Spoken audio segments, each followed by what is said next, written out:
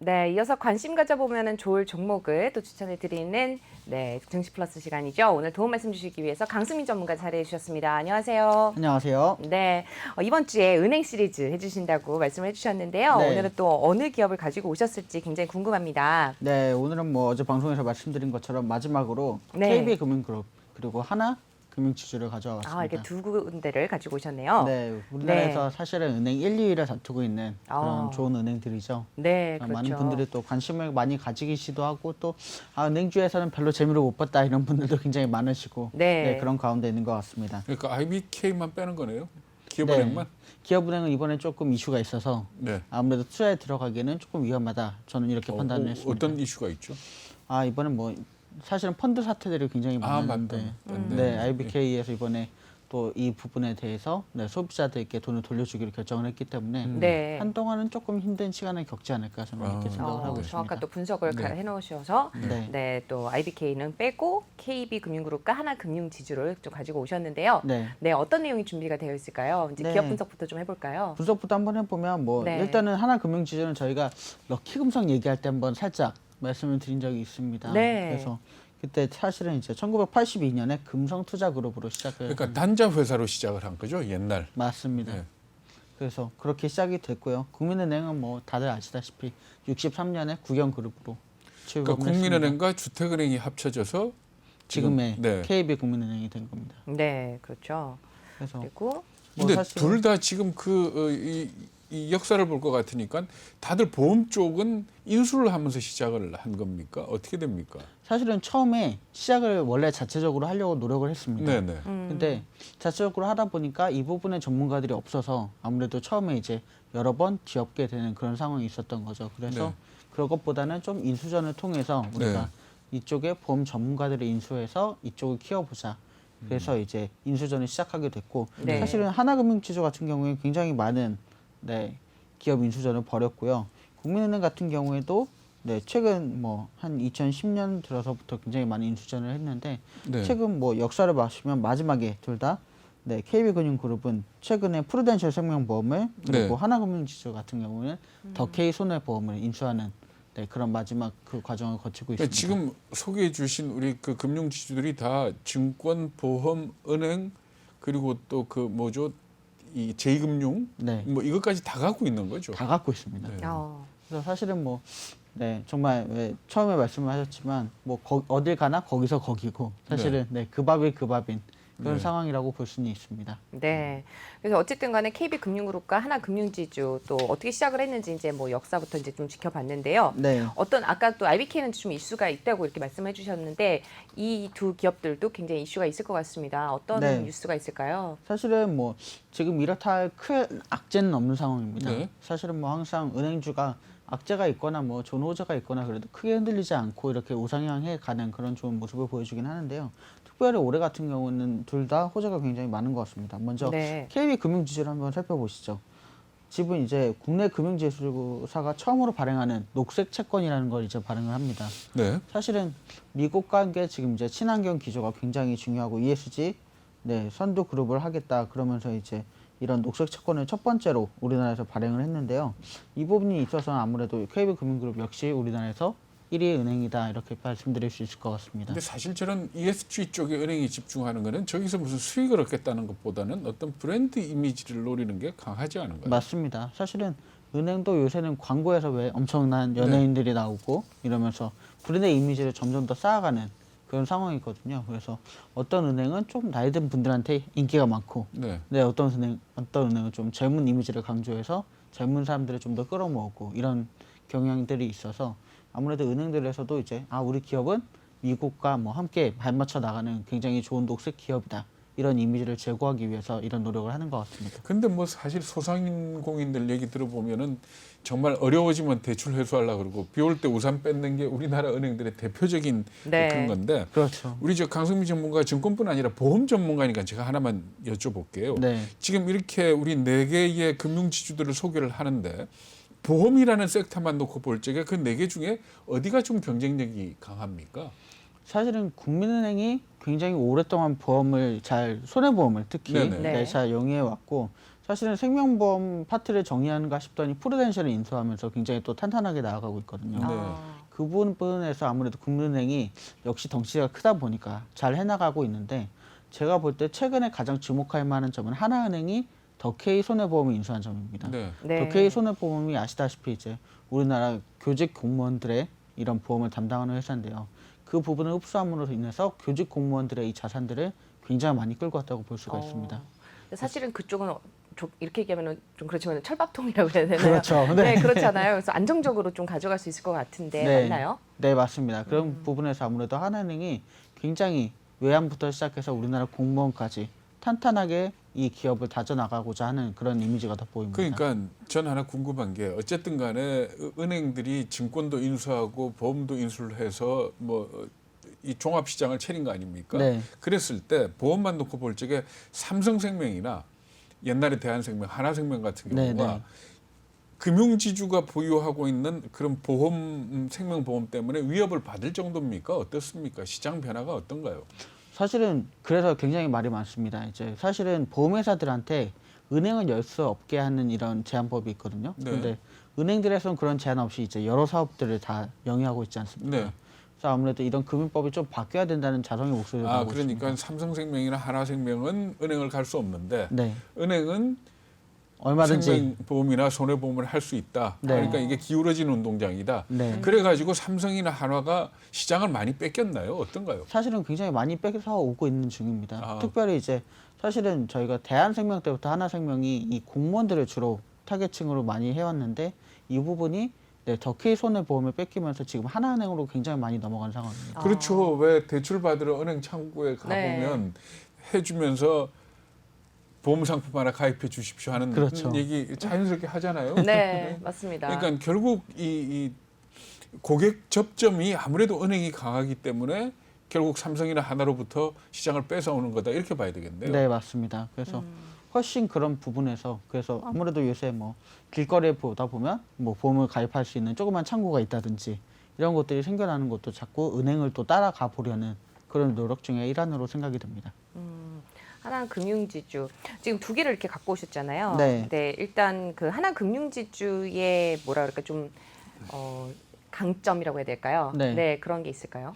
네, 하나금융지주는 뭐니 해도 방금 말씀드린 것처럼 첫 번째는 이제 공무원 시장을 제대로 가져갔다는 거고 네. 두 번째는 외환은행 인수전을 통해서 네. 우리나라 외환 시장을 굉장히 꽉 잡고 있다는 것이 중요합니다. 그렇죠. 네. 그래서 아무래도 이 부분에서 라인과 최근에 이제 함께 동남아시아를 굉장히 공략을 제대로 해놓고 있는데요. 동남아시아가 사실은 네. 은행에 들어서기가 굉장히 복잡한 구조라고 합니다. 네. 네, 섬나라로 어쩐지. 이루어져 있기 때문에 이렇게 큰 은행이 들어서기에는 너무 또 섬에서 거리가 멀고 이러다 네. 보니까 최근에 스마트폰이 이제 들어서게 되면서 많은 인구가 스마트폰을 이용해서 뱅킹을 한다고 해요. 그래서 이 부분에 있어서 라인과 함께 진출을 했는데 라인이 우리나라에서는 그렇게 카카오톡에 좀 밀리는 그런 모습을 보여주지만 일본에서는 대단하죠. 일본, 뭐 동남아, 유럽에서는 라인이 또 엄청난 그런 장악력을 갖고 있어서 이 부분과 함께 협업을 하면서 동남아 시장은 굉장히 꿰차고 들어가고 있다고 합니다. 이렇게 보면은 하나은행이 뭔가 이렇게 다른 기업과 연계하는 콜라보를 좀 많이 하는 것 같은 생각이 들어요. 예전에 뭐 하나 SK카드 뭐 이런 그렇죠. 것도 그렇고, 다양한 이런 이슈들이 있을 때 뭐 라인과 또 뭔가를 준비한다던가 이런 거는 굉장히 강점인 것 같은데, 그 밖에 또 다른 뭐 뉴스라든지 뭐 호재 같은 게 있다면 소개를 해주시죠. 아니 제가 하나 여쭤볼 게 사실 지금 현 상황의 은행업을 놓고 보면 네. 이 금융지주들의 제일 큰 사업 섹터가 그래도 은행 아닙니까? 네. 그렇죠?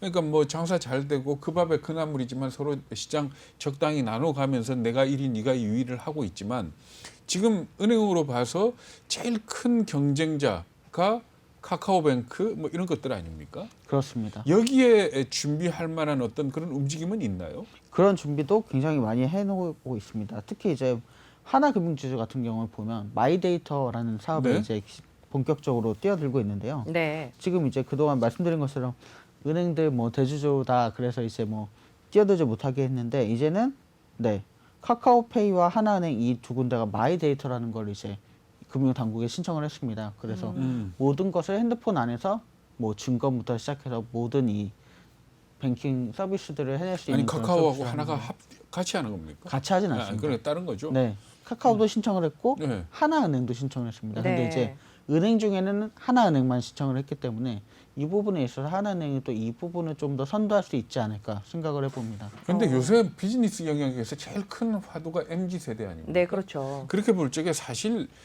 아무리 이 덩치 큰 4대 금융지주들이 노력을 한다 해도 MZ 세대에 대한 접근력은 카카오를 따라갈 수 있을까요?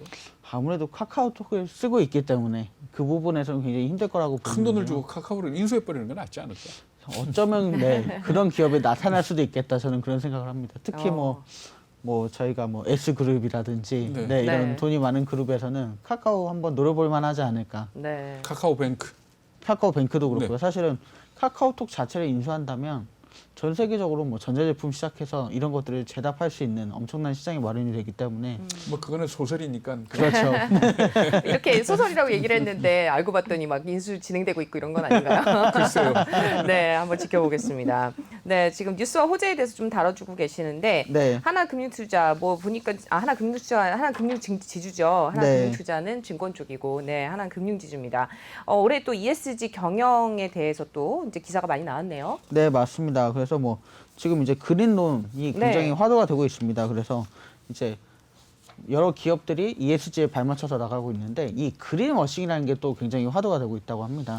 사실은 이 그린 정책을 펴는 것 같더니 속으로는 이제 그 돈으로 다른 일들을 하는 그런 기업들이 많아서 앞으로는 이걸 금융당국에서 제대로 조사를 하고 네, 제대로 이제 그린 정책을 펴는 기업에게만 돈을 몰아주겠다 이런 얘기를 하고 있는데 전문가님 근데 저희 댓글에 보니까 요즘 젊은이들은 카카오톡 안 쓰고 팸에 씁니다 이렇게 글을 올려주셨어요. 네, 그런 분들 있죠. Z세대시잖아요. 네. Z세대로서 혹시 팸에 쓰시나요?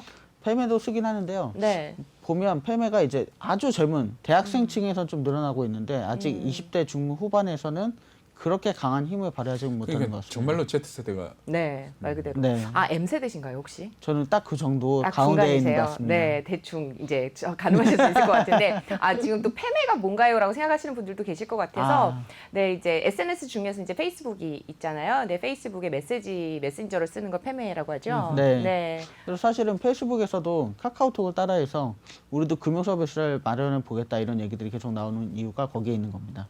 네. 아무튼 저희 시청자분들께서 굉장히 많은 또 이제 조언을 또 해주시고 또 굉장히 이런 내용도 좀 알려주시는데요. 네. 네, 저희는 소통하는 방송입니다. 내외경제TV 소통하는 방송 함께 하고 계십니다.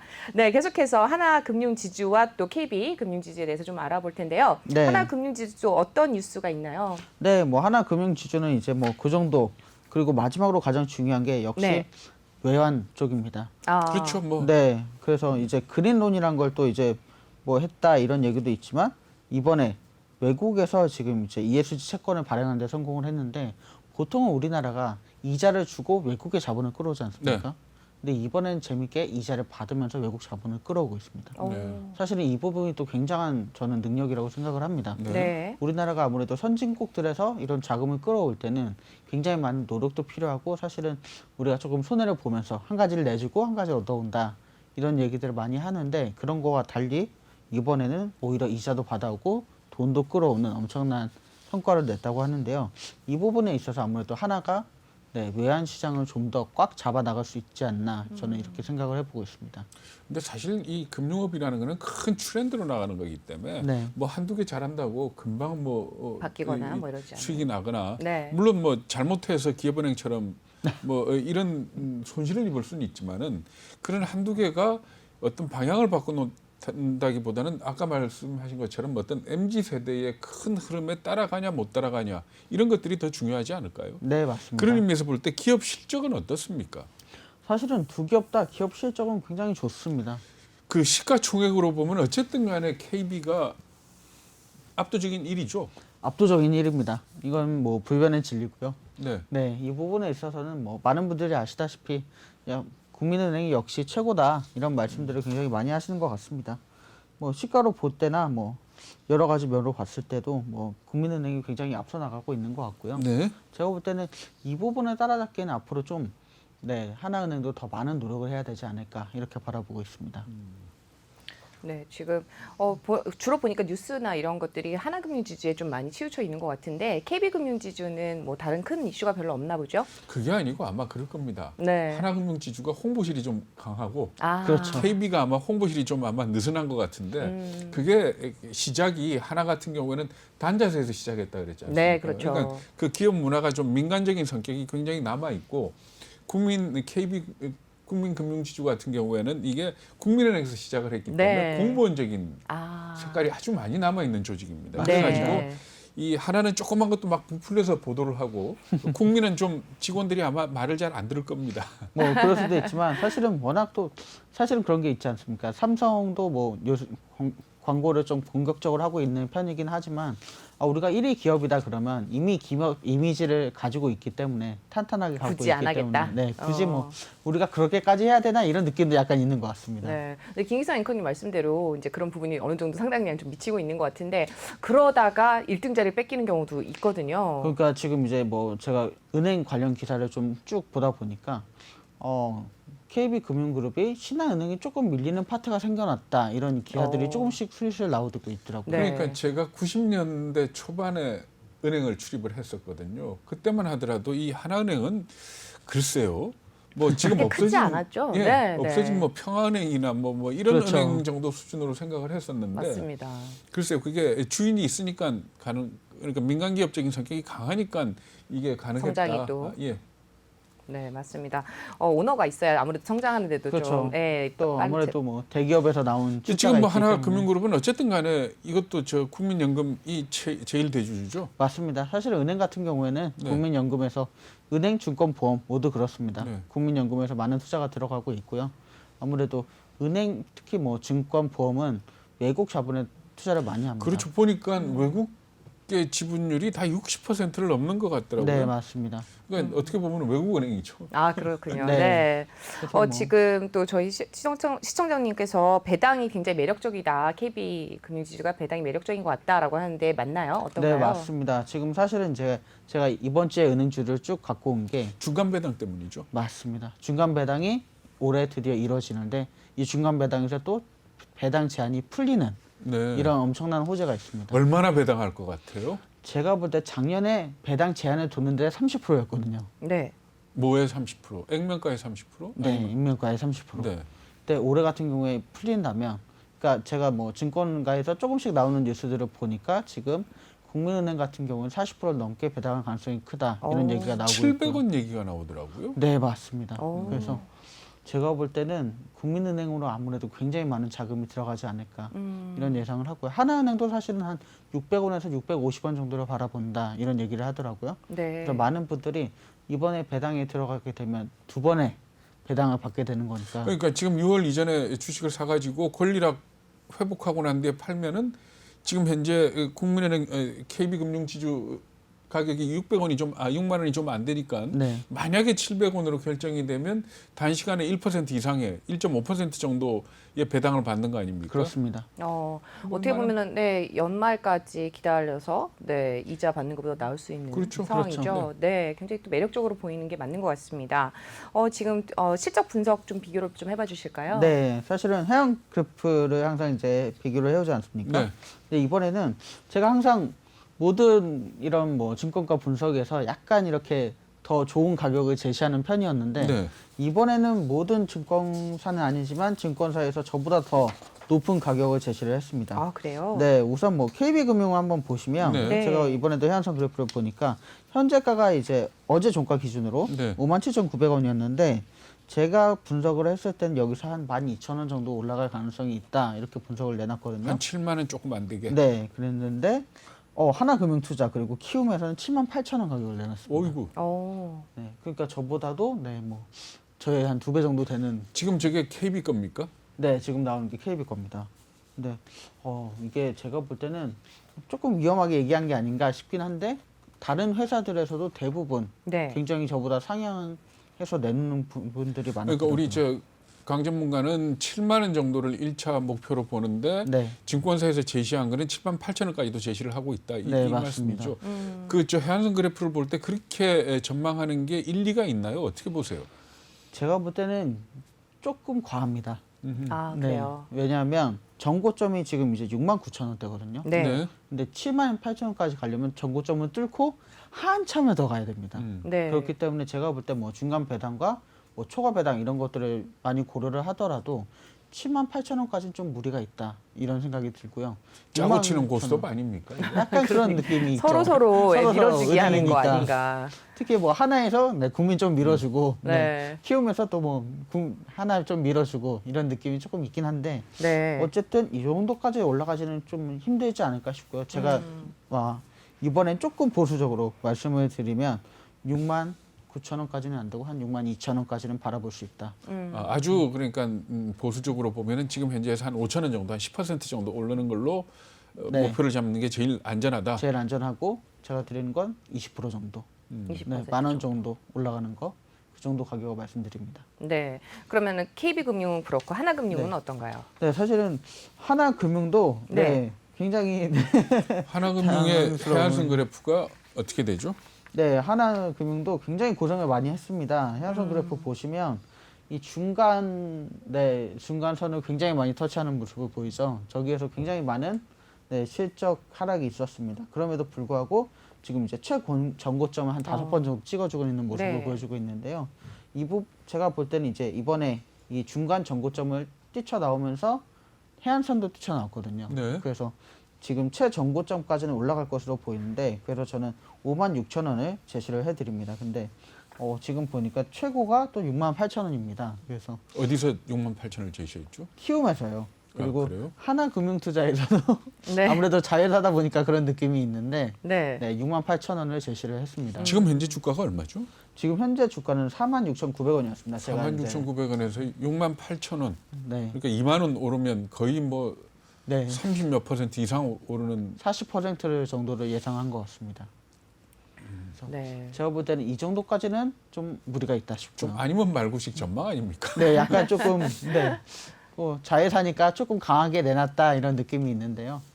그래도 제가 볼 때는 여러 가지 뭐 아무래도 은행주가 크게 변동하지는 않습니다. 그렇지만 배당이 2번이 있고 네. 올해 같은 경우에는 네. 아무래도 규제가 풀리는 만큼 조금 굉장히 성장이 크게 할 만한 가능성이 있다 이렇게 말씀드릴 수 있을 것 같네요. 그러니까 낙관적으로 보는 거는 맞고 근데 목표 주가는 지금보다 한 20% 정도 잡는 게 합리적이다 이 네. 말씀이시죠? 맞습니다. 네, 잘 들었고요.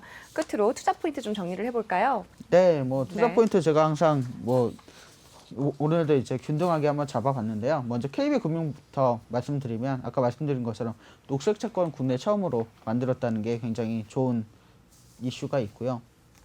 또 연결 기준 단기 순이익이 20% 가까이 증가할 것으로 전망이 되고 있습니다. 이 부분이 은행으로서는 굉장히 높은 수치라고 하네요. 그리고 네. 또 일회성 요인 없이 호실적을 굉장히 기록을 하고 있는데 순이자 이익 그리고 비이자 이익이 모두 다 증가를 하면서 아무래도 대손 비용이 굉장히 줄어들 것으로 보고 있습니다. 다음으로 하나은행을 보면 마이 데이터가 8월기에 오픈 가능성이 상승하고 있는데 이 부분에 있어서 카카오뱅크와 조금 필적할 수 있는 온라인 은행으로서의 위치를 가져갈 수 있지 않을까 예상이 되고 있고요. 또 네이버 일본 자회사와 라인과 함께 라인뱅크 준비하고 있고 인도네시아 출범을 함께 앞두고 있어서 외환 시장을 더욱더 꽉 잡고 나갈 수 있을 것 같습니다. 또 마지막으로 유럽 자본시장에서 5억 유로 규모의 채권 발행한 데 이어서 1,000억 원 규모 그린론을 우리나라에서 주선하는 데 성공을 했기 때문에 이 부분 아무래도 뭐 친환경뿐만 아니라 외환 부분에서 또 많이 달려갈 것으로 보이고요. 사실 이제 마지막으로 뭐 각 은행을 뭐 상승 여력을 비교를 해봤는데 하나은행도 국민은행도 한 25% 20% 정도는 앞으로 상승할 수 있을 것으로 보입니다. 그만큼 올해 은행주들, 증권주들 굉장히 관심 많이 받고 있으니까 다른 때보다 좀 더 그동안 속썩였다면 올해는 효자 종목이 될 수 있지 않을까 바라봅니다. 네, 계속해서 또 은행주 관련해서 또 이번 주 시리즈로 좀 준비해 주셨는데요. 오늘 도움 말씀 주신 분 강승민 전문가였습니다. 말씀 고맙습니다. 감사합니다.